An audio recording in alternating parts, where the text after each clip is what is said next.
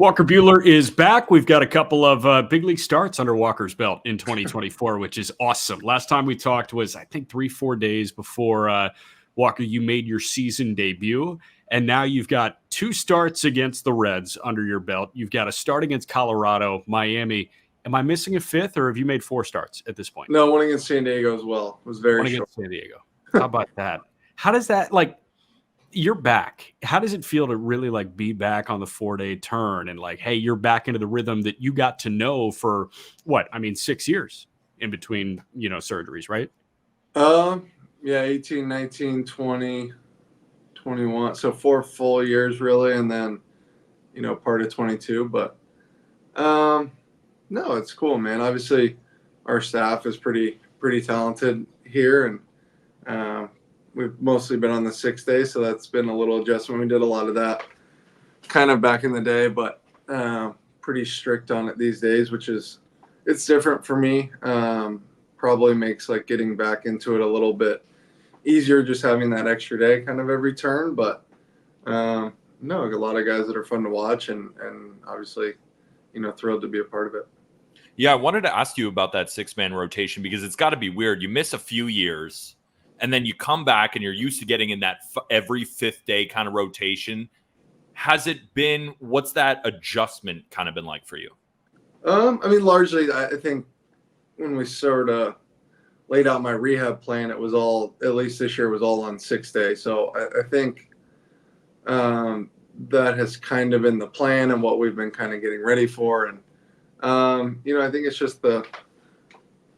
just kind of part of having the players that we have and the talent that we have. We have five starters going right now. And then we've had a lot of off days. We've had some kind of interesting travel. I don't know if you all saw the story about what happened to us on the tarmac the other day getting out of New York. What happened to you on the tarmac? We got on the plane at 9:30 and we didn't take off till 5:18 a.m. What happened? There was a series. I think we had rain, then we had a fuel pump something, then we had a pilot's timeout, so they weren't allowed to fly anymore. Then we had backup pilots. I think they claimed fatigue. And then I guess there's some standby way backup option that they finally called, and they showed up about 2 hours later. And then we got in the air. Were you just sitting on the runway, or did you deplane? What happened? Nope, we sat on the runway. Yeah, we had actually, a couple of us were playing a card game or whatever, and we played long enough to where we were over it, and then I went to sleep, and then we were in the air. So that was an interesting one. That one's never happened to us before, quite that bad. We kept joking, I guess I think we could have been in Korea, because all the guys had gone to Korea. It was the same amount of time. But that was a 4:00 game in New York, and we got a Sunday night baseball game in New York this week. So hopefully we beat that time frame. Dude, okay, you're back in New York. Why wouldn't you just finish the East Coast swing? We did. We got Pittsburgh, then New York, and then our last one was Cincinnati, New York. That's right, but you were home. Wow, that's crazy. It also helps that you're not on 32B on a Spirit flight. It's kind of nice that you're on the Dodgers plane too. But yeah, it is nice. However, I will say, this is very, I guess, first world problems is the thing. We have our own row, but it is large. It is the same kind of plane that you would fly if you were on 32B. So, you think about, I sleep good on planes. I like sleeping on planes. Dude. But in this case, we're just laying across 3 seats. It's not like it's not like we have, some mattress up there. Yeah. So it was interesting. So I am curious too, on the plane, you said that you take some time to sleep, but when you are playing cards, is there a Dodger who just runs the card table? It's changed drastically. Back in the day, prior to my rookie year, we had 10 guys that were playing poker every flight. Wow. We probably had 8 guys, but 10 guys would play here and there. And I think there was 3 of us making less than $3 million in that game. And now our game is kind of limping in. It's not quite what it used to be. To the point, like my rookie year, I probably shouldn't have been playing. There was really no reason for me to be in that game. But now, we'll take anyone at this point to get the poker game going. We so love that. Is there a ringleader? Barnes and I have played pretty consistently kind of the whole time I've been there. Kirsch, but he's not traveling with us all the time. So, we got a couple younger guys in there, but we're working on it. So quick Kirsch question, because there was a lot made of him hitting 88 in his first time off a mound at Dodger Stadium. And people, I think the educated on that front and on the build-up process saw that and viewed that as a sign of encouragement. But I saw other people like, oh man, 88, come on. Like, what are we doing here? I remember your updates and you were up to 91, like, 8 months post or 9 months post. And then you kept building and building and building. And 91 is now turned into grabbing sevens in MLB games. So when you see 88 off the mound in a report like that for a guy that had off-season surgery, how important is it to like not panic at all about the number and just trust the process of a future first ballot Hall of Famer? Yeah. I mean, listen, you all would have to ask him. I'm not panicked at all. I think 88 is great.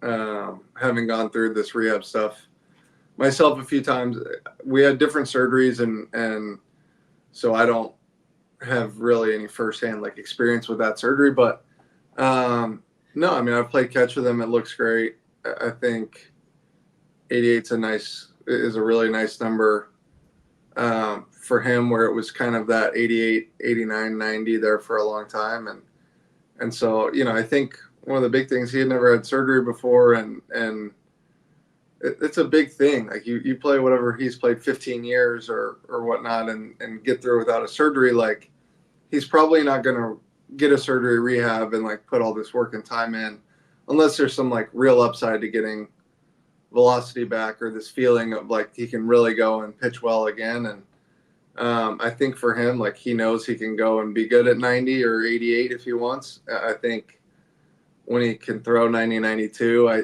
think it's a lot more fun for him. And so I certainly know that's what he wants to get back to. And I think the live was a good start.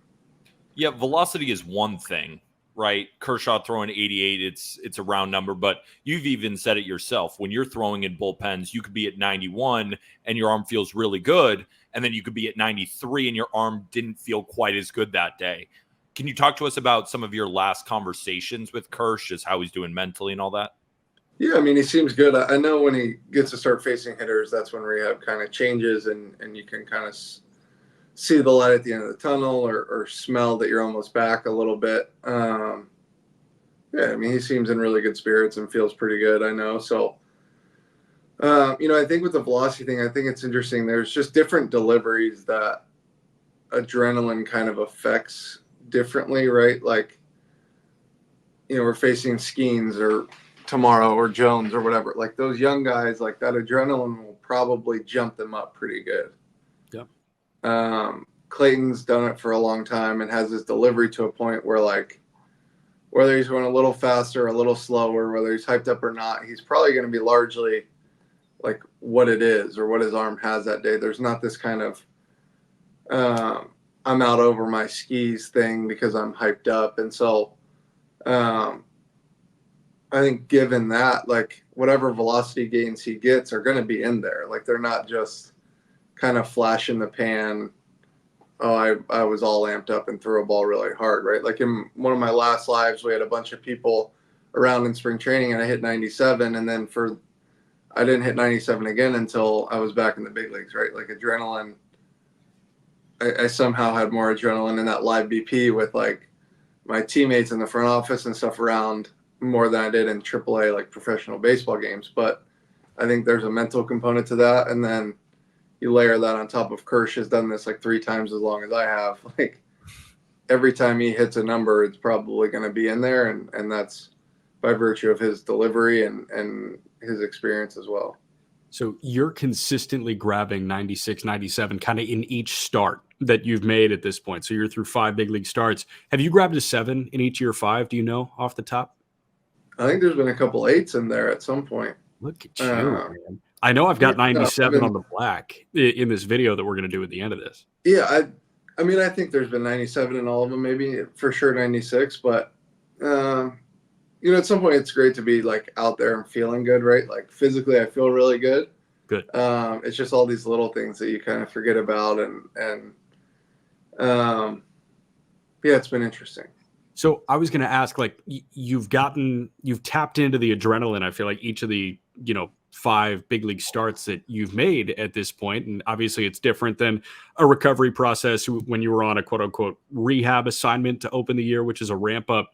How does that affect how you feel the next day? Like those adrenaline laden starts. Yeah. Do you feel different the day after your Miami start than you do, even last start at home against Colorado? Yeah, I feel different every start. I think like your mentality of that like helps too. Like, yeah, I had a really good one against Cincinnati the first time, and like, oh, I feel great. Like, yeah, of course, like you threw the ball well. Like, of course you do. But when it doesn't go so good, you don't feel as good, I guess. But I think the other thing is like I haven't done it consistently enough. Like there's, I've made 7 rehabs. So I've made like 10 or 12 starts this year, which typically you would be like in a like kind of a rhythm with your body. But I think coming off of surgery and not having done it for a while, like I probably won't find that physical, like, okay, I feel exactly the same every start for until next year would be my guess. Like it just takes a while. I don't really have a good analogy for it, but at some point, like you're doing the same things to your body over and over and over again. But even at 10 or 12 of them, like it's still really new. That's just like the amount of kind of trauma is not the right word, but the amount of kind of damage you're doing to your body in a start. And it just takes a while, I think, for it to like callous up in that kind of game level. So I've got an analogy for you that is like, not professional athlete, but have Okay. you ever been a yoga guy?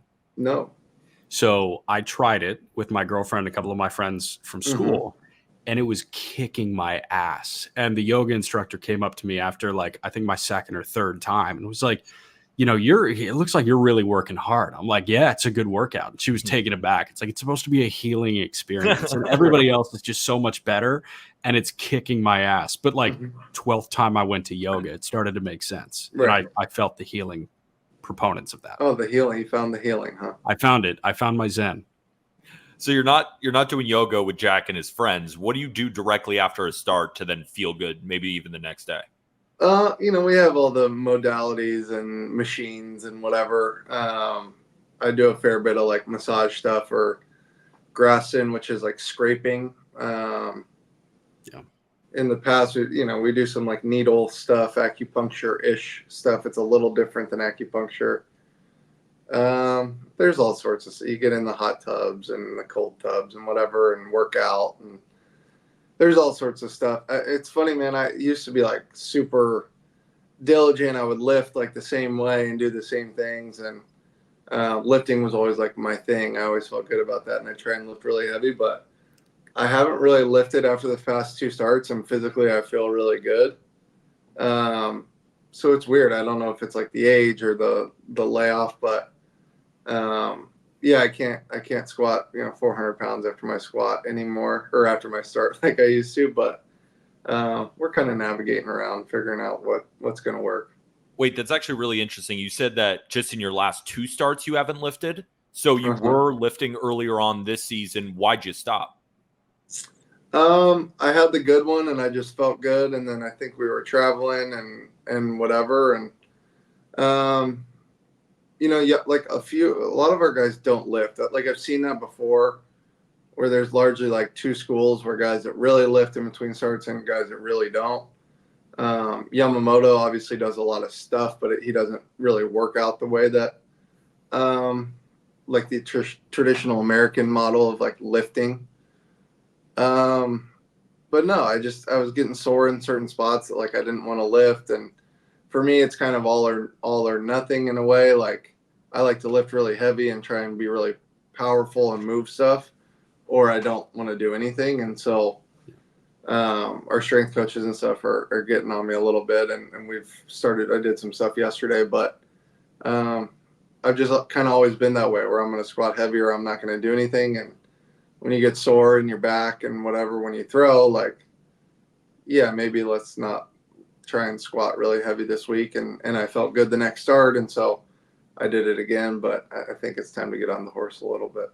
When the Dodgers signed Yamamoto, you said you would think about maybe trying some of the activities that he does between starts. So now that you've been sharing a clubhouse with him, have you tried any of the stuff, or are you still holding out? I worked with Sensei a little bit Nice. in spring training. Kind of interesting. I would say kind of similar to your yoga experience, where I don't really think I was doing it correctly. But I tried, I tried some of it. I know we've got a few guys dabbling in it and whatnot, but no, man, however, he's throwing the ball well, however he needs to get that done. I think we're all good with. Yeah. I feel like there has to be one. Is there any one of your teammates that's just obsessed with his training? Because you watch him on the field and it's obviously working. And then it's this interesting, unique way. And he's obviously crazy athletic. I feel like there has to be a teammate of yours that has been watching this and saying, I'm hitching my ride to you right now. What are we doing today? What type of workout are we doing? No, I know in spring training, Mookie was seen doing some of the stuff. I think he's still doing some of it. It's hard, man. We don't really keep tabs on each other in the way that you might think, but I've definitely seen Mookie and they're doing a little bit of stuff. Speaking of Mookie, run support. It took 2 months. Great note put out by one of our staff writers, Patrick Lyons. It took 2 months until the third full month of the season for Mookie, Ohtani, and Freeman to be set down in order in back-to-back games to open the game. They are not getting out in the first inning, which is insane. And dude, being locked into your season debut and every start since then, and I know there were some, cold days for that offense, especially in the last couple of weeks, but I mean, for them to always have a response all the time, when you're sitting there with, heat pack or whatever on your shoulder in those other half innings, in those bottom halves or top halves of the innings, what does that do for your psyche to say, oh, we're sending a future Hall of Famer, up, and then a future Hall of Famers in the and then again, and then a future Hall of Famers in the Will Smith is a freaking beast right. too. And then our 10-year catcher is he's got fourth every day. It's ridiculous. No, it's good, man.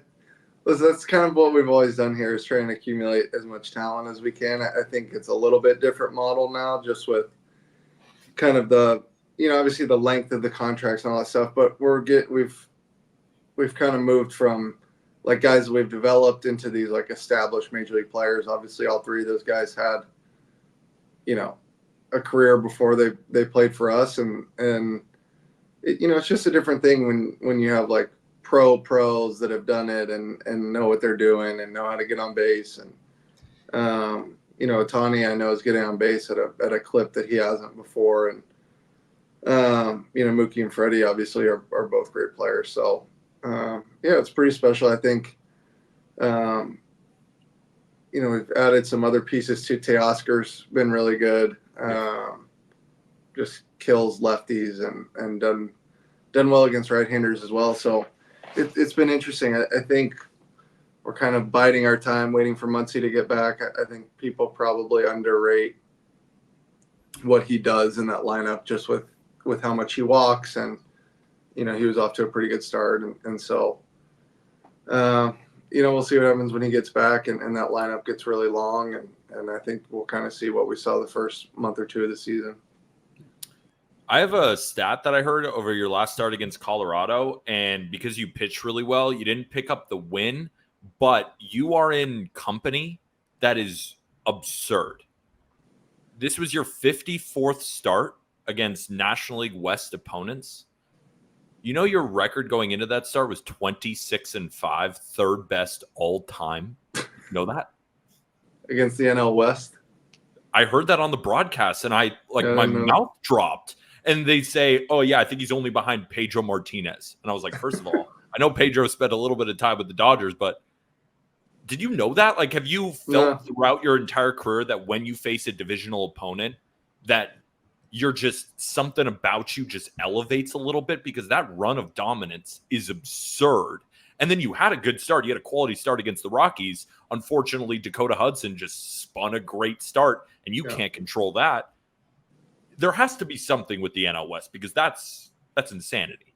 Yeah, I don't know. I mean, I've always known that I've thrown a lot of games there. Obviously, now it's a little bit different just because it's 2 series home and away instead of 3 like it used to be. And so that kind of has changed things. Like, I think if you look at, so if that's 54 starts, I bet that's probably about half the starts I've made in the big leagues, huh? Has to be. Right around, I mean, I've made just over 100, I think. But, yeah, I mean, if you ask me, like, who I've thrown well against, I think, like, I would say, I've thrown pretty well against Arizona. I've thrown all right against San Diego. I've thrown a lot against Colorado. Yeah, I mean, it makes sense. You're like, yeah, I mean, I shove. It is what it is. Well, listen, like all the teams in our division have kind of gone through this cyclical thing. Obviously, the Giants were really good in 21, and Colorado, when I first came up, had a really, really incredible lineup. If you like kind of look back at it, and San Diego's had a few really good years and have a lot of talent, but and Arizona, obviously, their run last year. But if you kind of look, there's been ebbs and flows to all of those teams, and probably got fortunate to catch a lot of them when those teams weren't quite as good. So you made 111 big league starts in 54. So just about half. That's crazy. But yeah, I mean, I guess for some reason we're lessening divisional play, which is bizarre to me. I love the identity of divisional play, but that's that. Hey, you've been able to sit, up close again. You've been in a big league dugout here, and you were, in big league dugouts earlier this year before you made your debut. But, over the last 3 weeks since we last talked to you, has there been a certain opposing arm that's caught your eye? And we're talking to you before you see Jared Jones up close and personal. And by the time people are listening to this, they're probably listening to this on the morning before they watch Skeens and Paxton. I will say, like, seeing those guys up close and personal, you're in for a treat. But are there other guys outside of, those two that have really jumped out? Like, man, they've got some shit to them.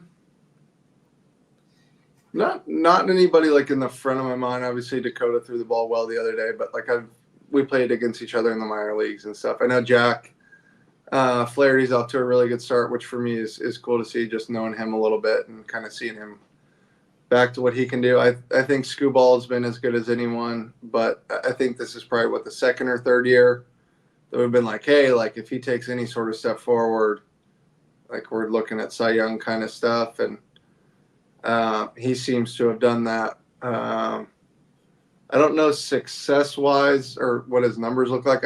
I like the kid from Seattle, the smaller right-handed kid. Bryce Miller? Yeah, Miller. Bryce Miller. He's doing some interesting things. I think there's a lot of – I think it's kind of interesting. There's a lot of, like, young talent right now, I feel like. But I feel like with kind of all the sticky stuff and the pitch clocks and all this stuff we've been talking about, like, there's a lot of these kids in all the injuries. Like, there's a lot of guys getting opportunities to go and pitch in the big leagues that, like, you can see where – like maybe 5 years ago they wouldn't be up yet. Here's like the thing they're not doing well, but there's also like a carrying thing that like, well, they obviously like they're doing something right. And so it's kind of a cool time to see these guys figuring it out a little bit in the big leagues, which I felt like really fortunate. I got to kind of try and figure it out in the big leagues a little bit. And I think that really helps you in terms of, I just think the minor league game, especially now with the ABS and the different stuff they're doing in AAA, like you're really not playing the same game. And so this kind of getting these guys to the big leagues young and getting them like competitive right away, I think they're learning how to be major league starting pitchers faster.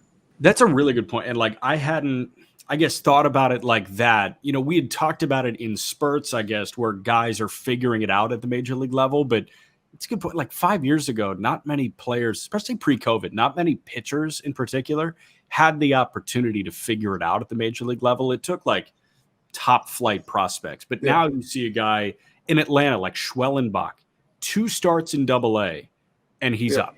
and he's going to figure it out at the major league level. Yeah, because they've run into some injury issues, but B, because, the fastball is going to play. And you shout out Bryce Miller, like that fastball is going to play because I think it's a low VAA and like the IVB is really good. So that you can get big league hitters out with the fastball. That in turn, I feel like the pitching that I watch in AAA is not great.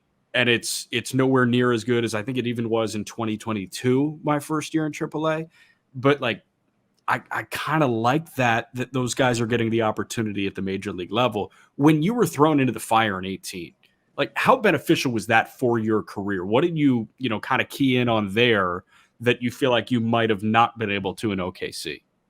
Yeah, I mean, I think as a player, you're always going to think you're like at minimum like 6 months or a season or a year, whatever, however you want to say it, like ahead of where you actually are. Yeah. And so I think for me, like, had I just been in AAA in 18 all year, I would have felt like, what am I doing here? Like, I'm ready. But then you have like certain games in the big leagues that just won't happen to you in AAA. Like in AAA, largely, if your stuff is good enough, you're going to beat yourself, right? Like you're going to walk a bunch of guys and then a guy's going to get a big hit. And that's kind of how your day goes poorly, right? In the big leagues, like there are days that you just like have your good stuff and throw it where you want it and people hit you. And so no matter how good your stuff is, like you can be unbelievable. And so I think learning that and like learning how to stay in the middle of like, okay, like I'm working on this is how I get better, blah, blah, blah. Like it's pretty difficult to do if you're not in the big leagues and you're not getting humbled in like a certain way. And so, guys are going to come up and have success and guys are going to come up and have failures and whatever. But, I think Gavin Stone is like a great example of kind of how this stuff works, right? Like really struggled last year. It was really fastball changeup. Now he's throwing everything you can throw and throwing it all well and commanding it. And he's got like a 2.7 or whatever he has. So like you can see how like same arm, he probably was throwing a little bit harder even at one point last year. But now the confidence grows, the velo's back up there along with this new kind of mix. And then you have like a real major league starting pitcher. And so, I think he's probably the best example of kind of what we're talking about. I think another good example is Landon Knack.